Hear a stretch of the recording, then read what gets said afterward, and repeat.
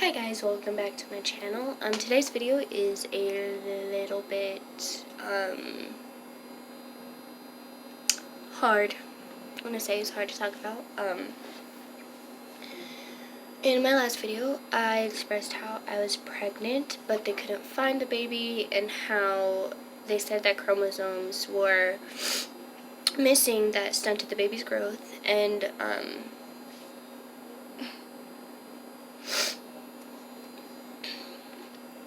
a week after, on Monday, let's say 14th, I think it was a Monday. I went to the beach with my sister and we were having a great time, and when the day was almost over, we were walking around and I said, wow, all of this walking is going to put me into preterm labor. Well, little did I know. We got in the car and I just felt something wet. Like, it wasn't like I had peed myself or anything, it just felt wet. And I felt like my pants and everything, like, get so wet. And I check, I look down there and I'm like, okay, well, it just looks wet. Like, I didn't pee myself. What is this? It's not blood, it's not discharge, it's not pee. What is it? And then we were driving up from Huntington Beach, and it's about a 2.5 hour drive. And the whole way, I just started cramping. And it wasn't bad, it was more like period cramps. Well, I started cramping, and about halfway through the drive, I felt a very, very, very big pain. It's like very sharp and very tense. And my back and stomach just tightened extremely, extremely tight.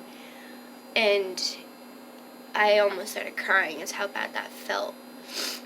Now, we get up the hill and we go into a gas station to use the bathroom, and I look down and there's blood.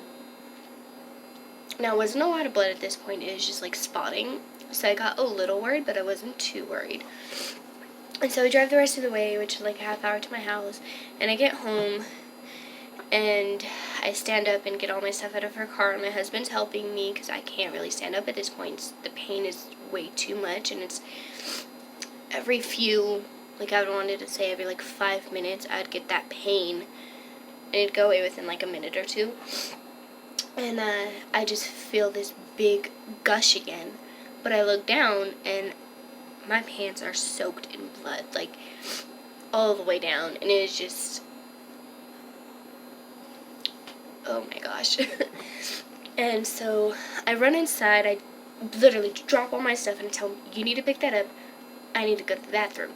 So I run inside and I go into the bathroom. I take my shirt off, I take my pants off, and I look down and there's just blood all the way down my legs. So I take my bathing suit off, I hop in the shower, and I feel this pain again. And I instantly hit the floor, and I feel like I had to push, like I felt like the biggest urge to push, like I had to use the bathroom. So I push, and this big red clot comes out of me. It's like maybe around like this big. And when that happened, I instantly called my husband and I said, babe, we need to go to the hospital. I don't have time. There's a lot of blood, and I'm really scared, because at this point I was just pouring and pouring blood. Like, I'd pee blood, I would stand up and blood would come out, I'd sit down and blood would come out. It just like wouldn't stop bleeding. So we get ready, we get all my stuff, and we go to the ER, and I'm sitting there for a good like 10-15 minutes, not too long. And I finally get seen at the window, and I tell them what's going on. They give me this little, because I have the clot like wrapped in a paper towel, because I didn't know if it was a clot, if it was something else, like what was it, because it's really big. So I have her wrap that up, and then they give me this gray tub. It was like this big, not too big. And they say, here, put this in here, and they put a towel over it. They're like, we'll call you back shortly. So I want to say like 5-10 minutes later, they call me back to triage, and they're taking my blood pressure, my blood, vitals, everything, asking me what's going on. And they ask me for a pee sample. So I say, okay, I drink a little bit of water, I go to the bathroom, And so how it's laid out is like the bathroom's right by the door where you walk into the triage. And so here's the bathroom, and then my husband's sitting right here. Here are like 4 chairs. My husband's right here, and here's the door to the bathroom. So I go in the bathroom, and that comes into play. So I go into the bathroom, and I try to use the bathroom, try to pee in the cup. Well, I get like this much pee, and then I feel something drop out of me. And then I have to push again and again, and 4 times I pushed, and just clots just kept coming out and coming out. And I found out later that was just the lining of, my uterus, because it thickened, so that's why my uterus just, thinning out. I don't really know, don't quote me on that.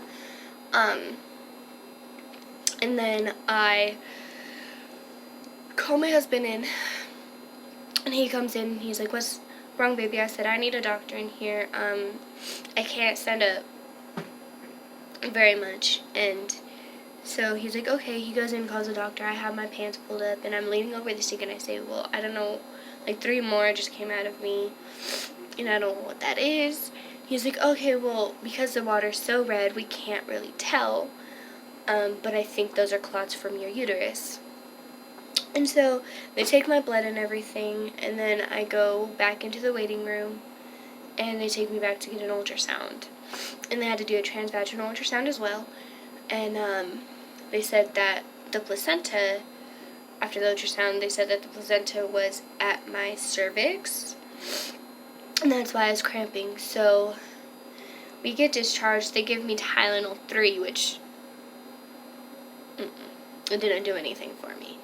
So we wait to get discharged, and it takes about 2.5 hours because somebody put my file in the wrong folder. And I was so pissed off because I was in so much pain. They haven't given me my medication that I absolutely, at this time, I needed. I was in tears. I was screaming. It was just the worst pain in my life. So I thought. And so finally they get me discharged. They give me the medication, and we go home. Now, I try to sleep, and it's like 3:30 in the morning at this time, and we went in at 9. So it's 3:30 in the morning. We finally get home. And I lay down in bed after I take another ibuprofen, and the pain just keeps getting worse. I fall asleep for like an hour or 2, and I wake up to the shooting pain again. What I found out later were contractions. I was in labor for 24 hours. Pushing for 24 hours, mind you. And so I wake up, and I feel this pain again. And I start saying, okay, well, maybe I need to go to the bathroom. So I go to the bathroom, and I just feel like I have to push and push and push. And at this time, I start sweating. I start shaking. I can't breathe. I lay on the floor in the bathroom. Yes, I lay on the floor in the bathroom. Kind of gross, but your girl's got to do what your girl's got to do, And so as I'm laying on the floor in the bathroom, I just start feeling really nauseous. And I get up, and I start throwing up. And so I call him into the bathroom again. I'm like, "Babe, this pain is way too much. I really need to go to the hospital again." And his mom was like, "Yeah, you need to take her back to the hospital. Something's really wrong. This isn't just a miscarriage. Something is wrong with her." And so we get my blanket, we get my shoes on, and he helps me walk to the car. I sit in the car, and the pain doesn't go away. It just keeps intensifying and intensifying. And at this point, I want to say, this sounds over-exaggerating it a little bit, but it's not. It really felt like I was about to die. That's how bad it felt. And so we get back to the hospital, and I get up to the window, and they're like, "Okay, so I'm guessing the pain's getting worse." I said, "Yes, I can't stand up." I'm in a wheelchair, mind you, and I'm at the window, and I'm like, "Yes, I can't stand up. I'm throwing up. I'm hot. I'm cold. The pain won't stop. It's just getting worse and worse and worse." They're like, "What is your level from 1 to 10? I said, "It's about a 10, but if I could go higher, I'd go higher." And so they take me back to triage again right away, and I'm sitting there getting my vitals done again. They're asking me what I'm in there for, how long it's been happening, yada, yada, yada, all the stuff they need to know. And I turn around, and I said, "Bag." And he's like, "What bag?" I was like, "Just give me the bag next to you." And mind you, I was being so mean. He was like trying to help me. I was screaming at him, telling him to shut up, all that. I was being so mean. I feel so bad, but I was in pain. And so he gives me the bag, and I start throwing up, the bag. Those, green box bags they give you at the hospital? well, it is like almost like halfway full is how much I was like throwing up. And so immediately she's like, "Are you okay?" Because I start choking and I literally almost passed out because the pain was so bad and I was choking. And so immediately they order IV fluids, blood test, ultrasound, pelvic exam. Oh, I had a pelvic exam the first time I was there. I forgot to mention that. And so while we're just sitting there waiting for all these tests to be done, having my IV done, I go get the ultrasound, and it had looked like my placenta had passed. Well, I get the pelvic exam again for the second time, and they said it did look like it had passed. So I went to the bathroom and I pushed because that's all I knew I could do at that point. I just started pushing because there's this overwhelming feeling and the pain was so bad. I pushed as hard as I could. And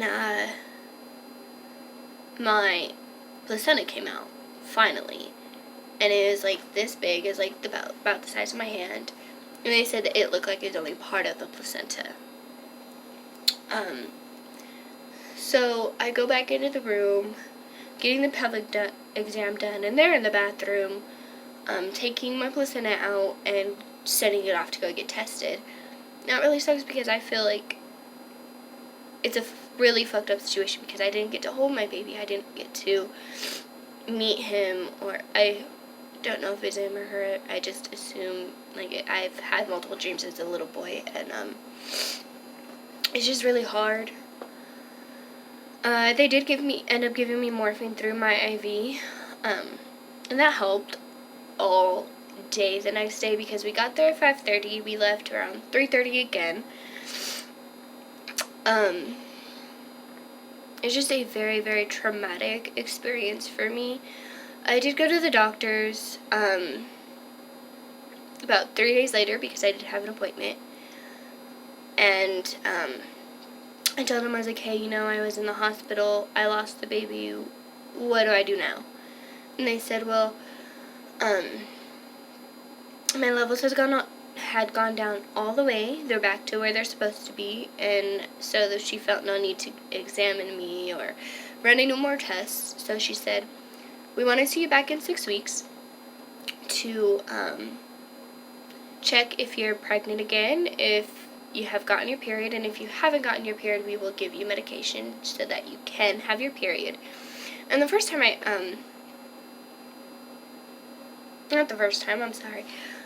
this pregnancy, that's how I had gotten pregnant. This pregnancy, they had given me pills to start my period and hopefully help me ovulate. And so I took those, and then I had gotten my period on my own the next month, and then again on my own the month after that, and then in February I never got my period, so that's how I kind of knew I was pregnant. So they want to see me back in 6 weeks. They said everything seems to be normal again. That's about it, I guess, for this update. Like, subscribe, comment, whatever floats your boat, and I will be trying to upload every single day, but I can't really promise that right now. I'm still kind of new to this and learning how to edit and all that other stuff, so be on the lookout for more videos. This next video I'm going to cover is not about me. It's about something that is recently happening in my hometown, and I just want to bring some light to it because it's heartbreaking and it's hard. So that'll be another video. It's basically like a true crime video, I guess, but it's an ongoing investigation. So yeah, that's about it. Have a good day. Be safe out there. Bye.